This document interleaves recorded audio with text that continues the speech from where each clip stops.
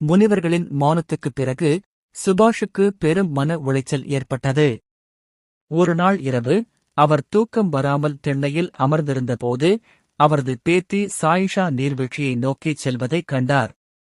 எங்கும் பயமின்றிச் சென்ற அவளை அவர் இரகசியமாக பின்தொடர்ந்தார். சாயிஷா காளியம்மன் சன்னதிக்கு முன்னால் நின்றாள். அங்கு நீர்வீழ்ச்சியின் ஆர்ப்பாட்டமான சத்தத்திற்கு நடுவே அவள் யாரோ ஒருவருடன் பேசுவது போலிருந்தது. திடீரென நீர்வீழ்ச்சியின் வேகம் அதிகரித்து வெள்ளம் போல கொட்டியது. அந்த பிரம்மாண்ட ஓசையின் நடுவே சுபாஷ் பாறைக்குப் பின்னால் நடுங்கிக் கொண்டிருக்கையில் சாயிஷாவின் மெல்லிய குரல் நீர்வீழ்ச்சியின் சத்தத்தையும் மீறி ஓங்கி ஒலித்தது. ஆனால் அந்த குரலில் இருந்தது சாயிஷாவின் மென்மை அல்ல, அது கோபம் கொண்ட காளியின் ஆக்ரோஷம். சுபாஷின் காதுகளில் அந்த வார்த்தைகள் இடியென விழுந்தன.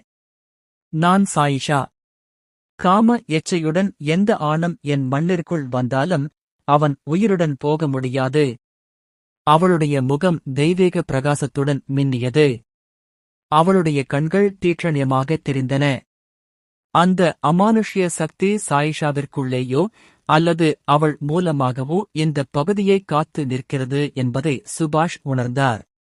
முனிவர்கள் மௌனம் காத்தது இந்த ஆக்ரோஷமான நீதியை நிலைநாட்டும் சக்தியின் இரகசியத்தை காப்பாற்றவே என்பதை புரிந்து கொண்டார்.